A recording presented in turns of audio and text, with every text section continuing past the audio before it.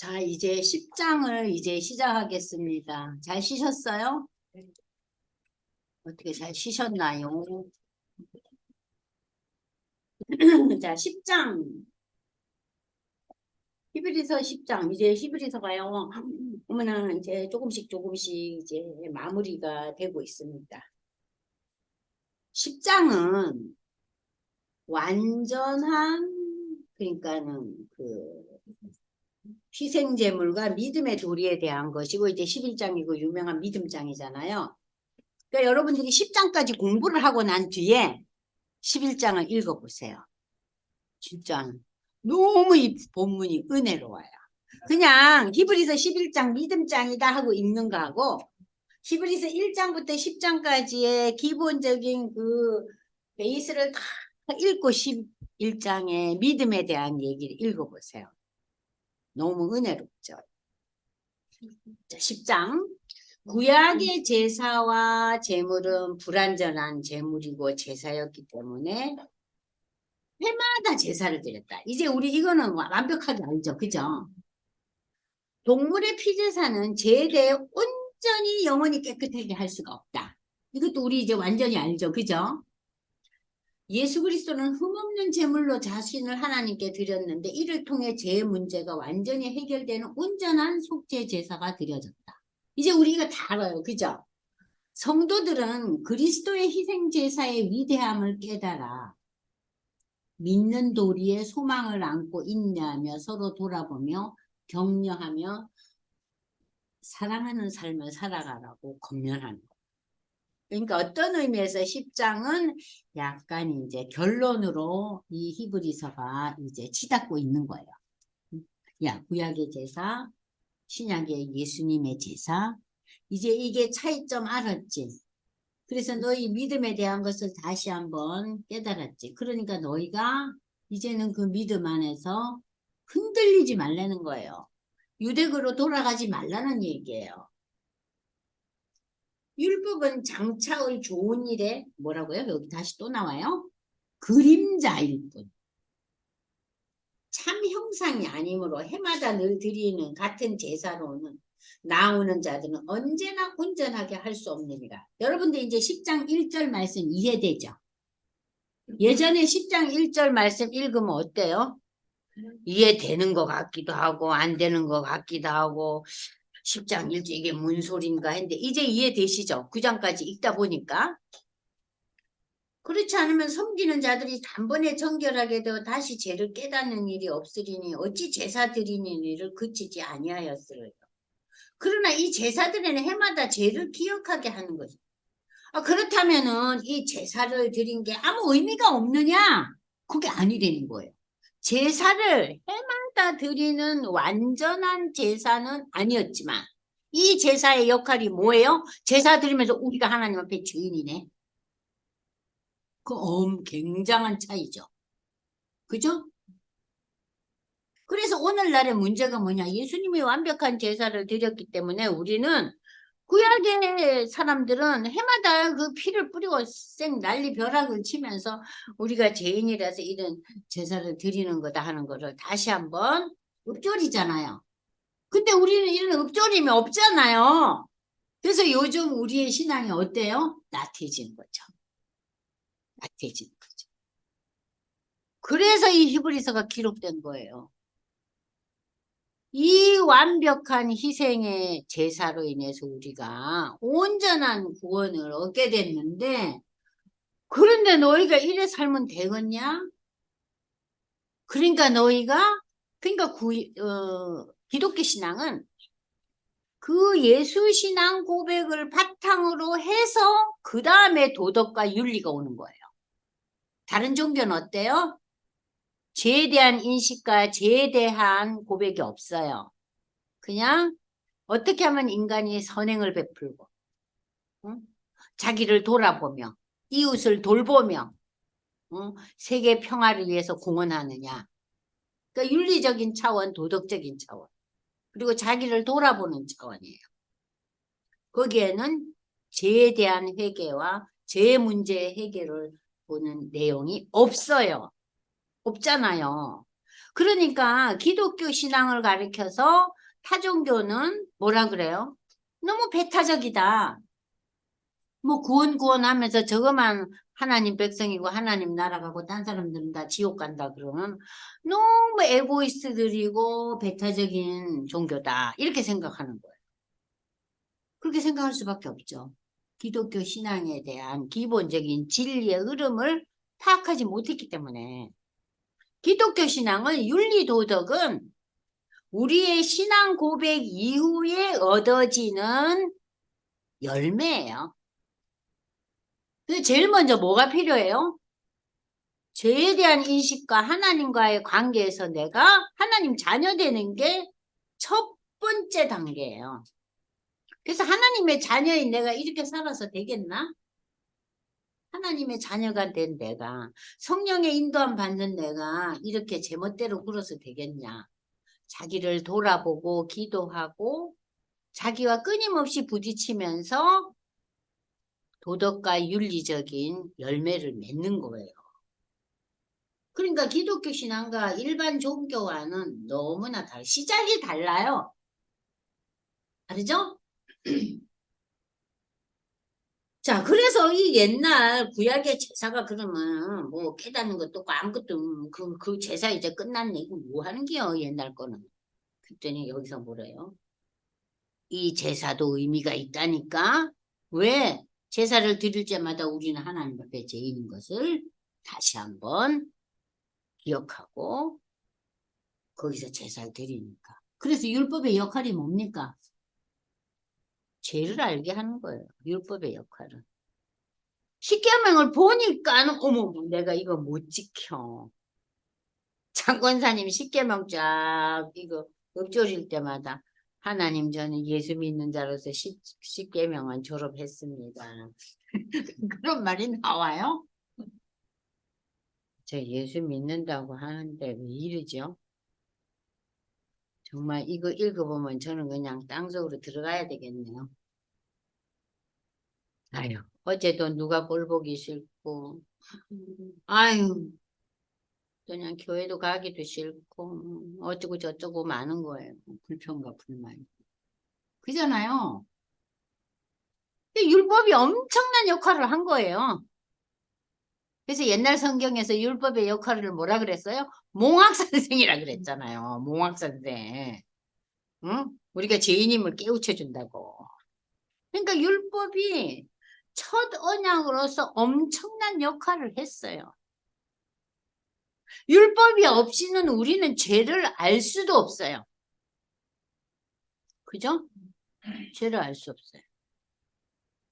죄를 알 수 없어요. 세상의 종교들은 우리 십계명과 비교해보면 십계명에서 나오는 이웃관계의 계명과 세상의 종교는 연결되어 있죠.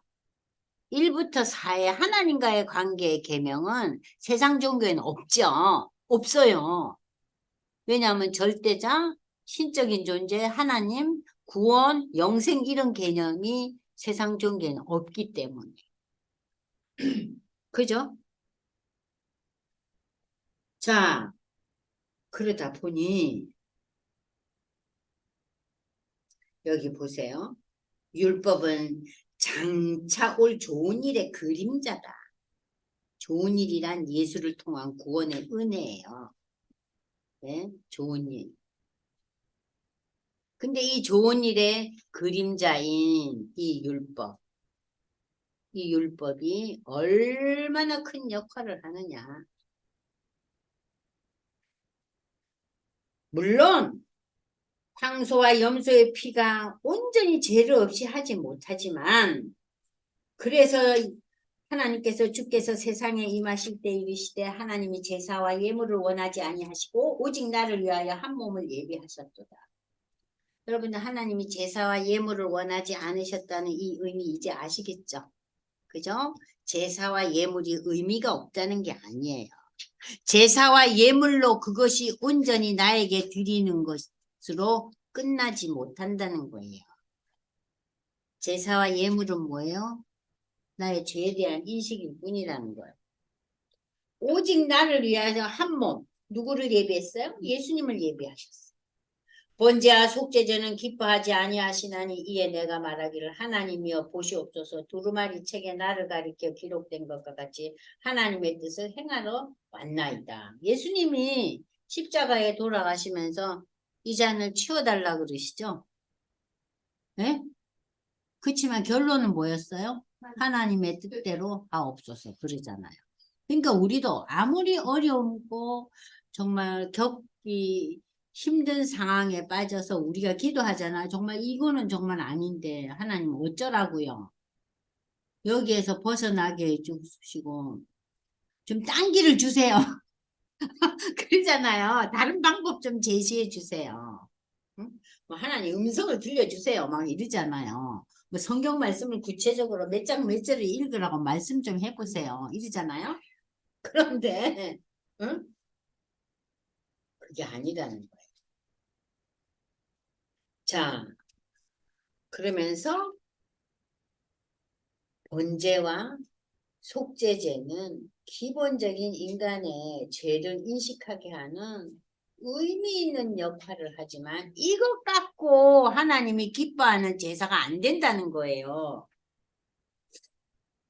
하나님의 뜻을 행하러 왔나이다. 그러니까 여러분들 여기서 하나님의 뜻, 예수님이 행하러 오셨잖아요. 온전한 제사를 완성시키기 위해서. 위에 말씀하시기를 주께서는 제사와 예물과 번제와 속죄제는 원하지도 아니하고 기뻐하지도 아니하신다 하셨고 이는 다 율법을 따라 드리는 것이라.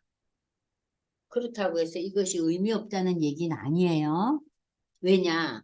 그러한 의식적인 제사만 드리는 거는 나는 아무 기쁨이 없다는 얘기예요.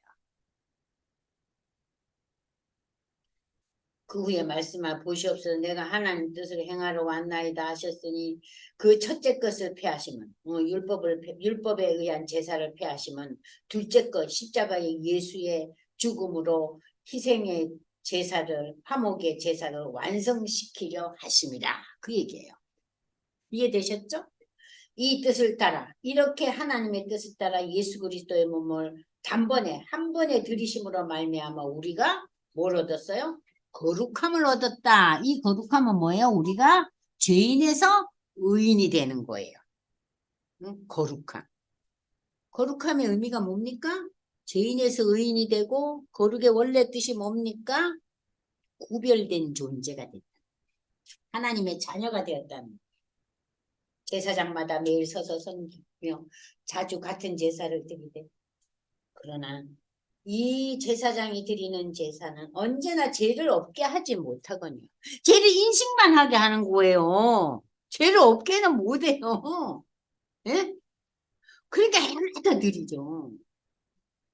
오직 그리스도는 죄를 위하여 한 영원한 제사를 드리고 하나님 우편은 죄를 위해서 영원한 제사 십자가의 희생의 제물이 되셨어요. 화목의 제물이 드리시고 난 후에 예수님은 승천하셔서 하나님 우편에 앉으사 그 후에 자기 원수들을 자기 발등상이 뭐라 그랬어요? 발판이라 그랬죠? 푸드스툴이라 그랬잖아요. 여러분 발판은 뭐예요? 깔아 뭉개버리는 거예요. 예수님이. 응? 예수님이 원수 사단을 깔아 뭉개버리게 할 때까지 기다리시다. 그 완전히 깔아 뭉개버리는 게 뭐예요? 재림이죠. 그죠?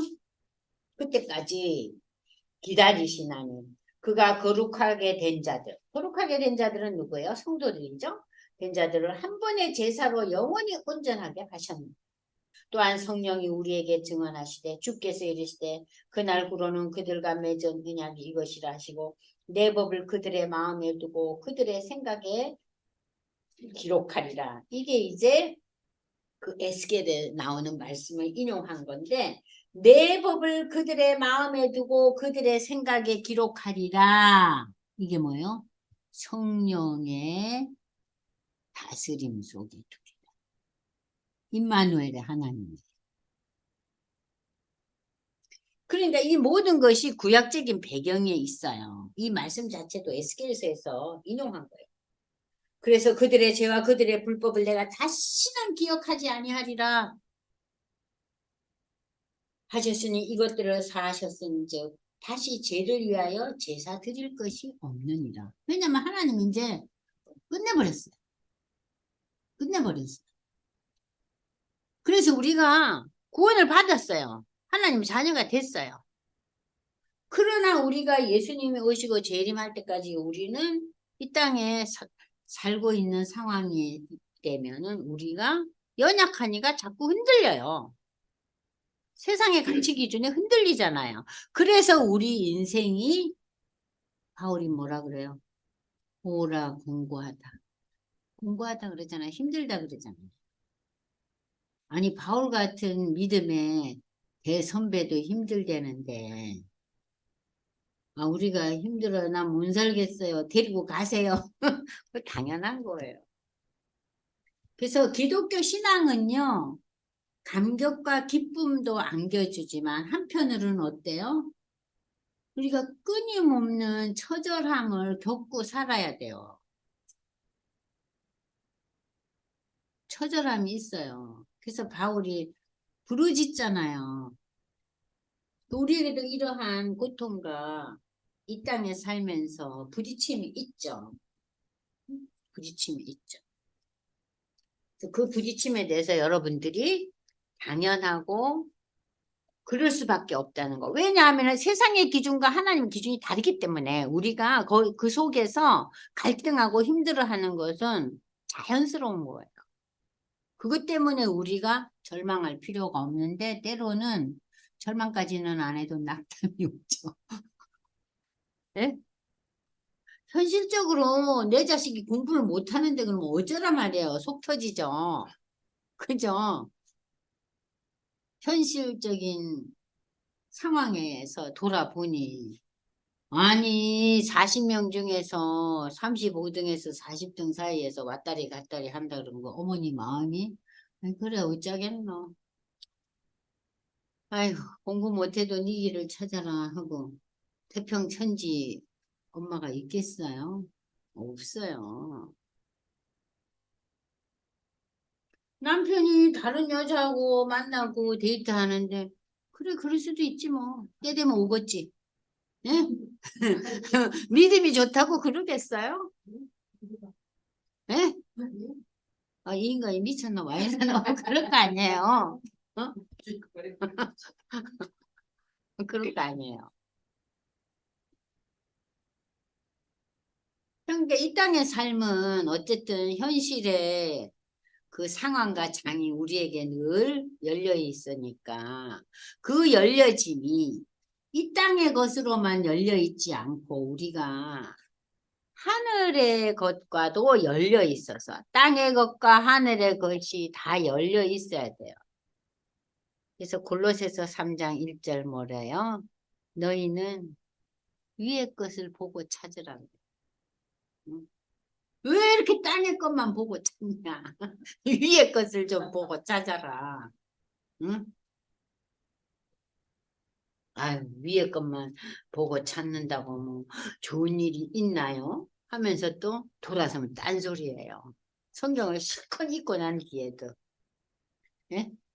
많이 묵상하고 너무 감격스러웠어요. 하나님 내가 상황이 이렇지만 또 하나님께서 위로해 주시네요 하고 기분이 싹 전환되고 반전됐어요. 그런데 한나절이 지나니까 다시 어떻게 돼요?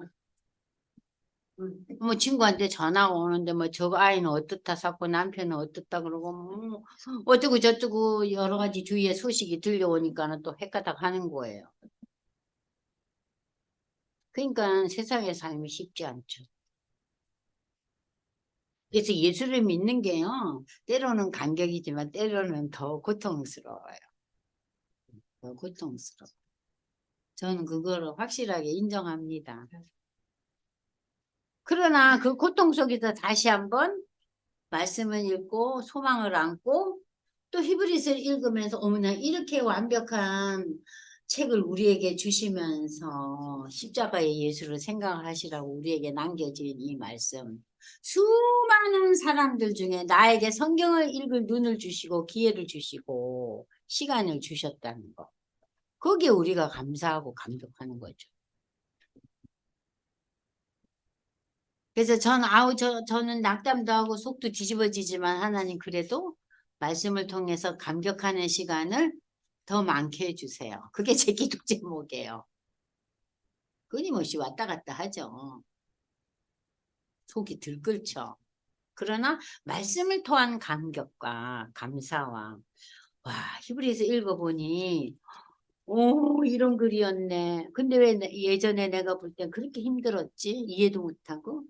여러분들이 이걸 읽으면서 그 다음 시간에 이제 11장 읽어보세요. 감격스럽죠. 11장 1절이 뭡니까? 믿음은 바라는 것들의 실상이에요. 보이지 않는 것의 증거. 이 11장 1절의 선포는 너무나 심오한 내용이에요. 근데 우리 친정아버지가 예수 믿은 지 1년도 안 됐는데 성경에서 제일 좋은 말씀이 이거래요. 그래서 제가 뒤로 자빠져요. 어머 예수 믿은 지 얼마도 안 됐는데 이 어려운 말씀 어떻게 이해가 돼요? 그랬더니 몰라 난 그 말씀을 보는 순간 머리에 뭔가가 확 오면서 너무 좋더래요. 응? 너무 감격스러웠다 그랬어요. 오늘 저희는 이제 여기까지 하고 왜냐하면 19절부터요. 마지막까지가 이제 정말 굉장한 그 새로운 챕터예요. 성도들의 삶과 믿음에 대한 점. 지금까지는 구약과 신약을 연결하고 있어요. 그 연결을 놓고 십자가의 예수가 이러한 완벽한 구원의 제사를 성취했다. 얘들아, 그러니까 너희들은 이렇게 살아야 된다. 그 얘기가 이제 10장 후반부터 마지막 장까지 챕터 3예요. 성도들의 삶과 믿음. 그러니까 여기서부터는 여러분들이 좀 막 그 레위기 얘기가 덜 나와요. 너무 신나요.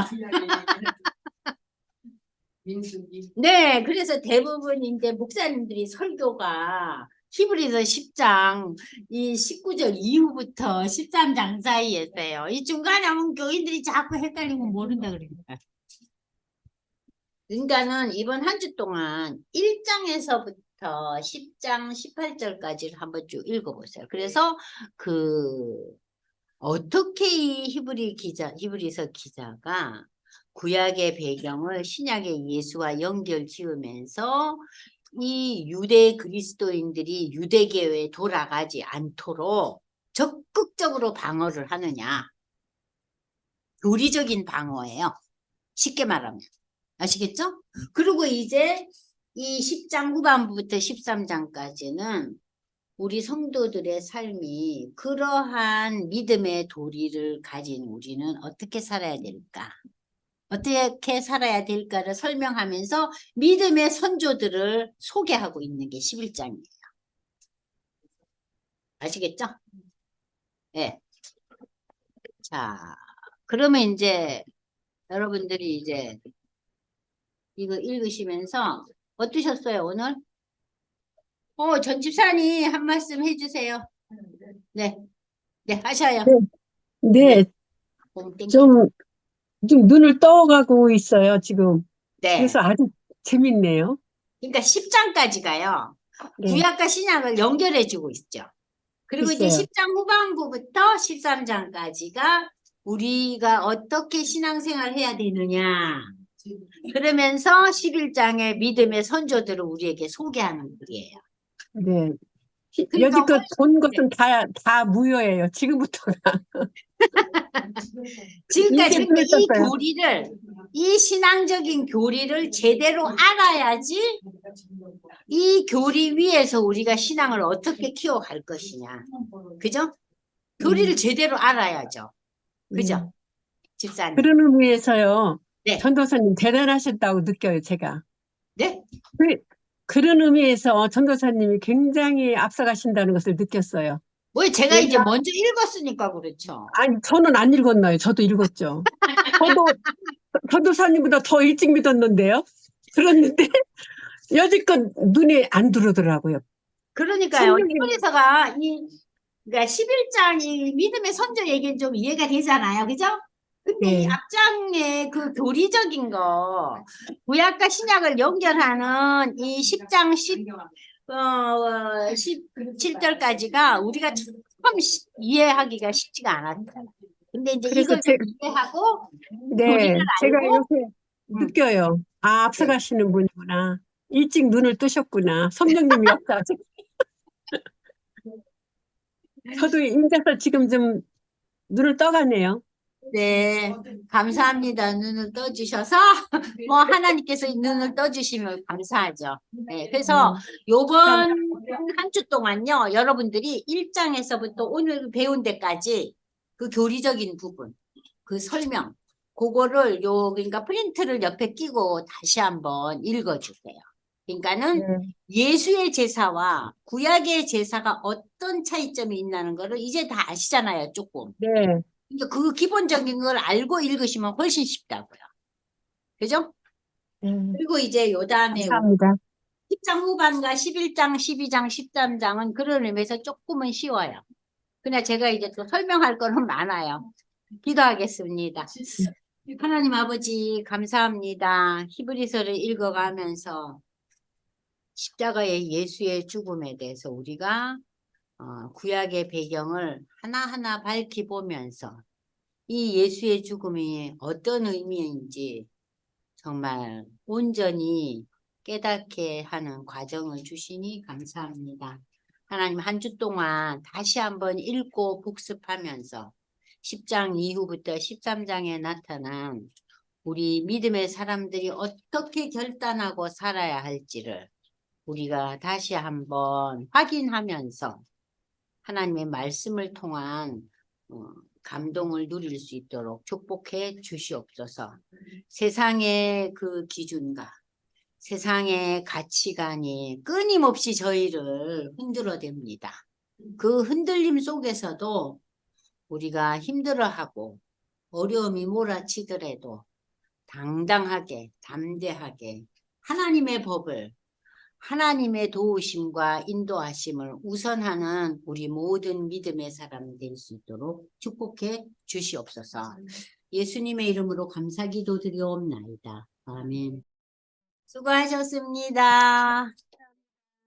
감사합니다.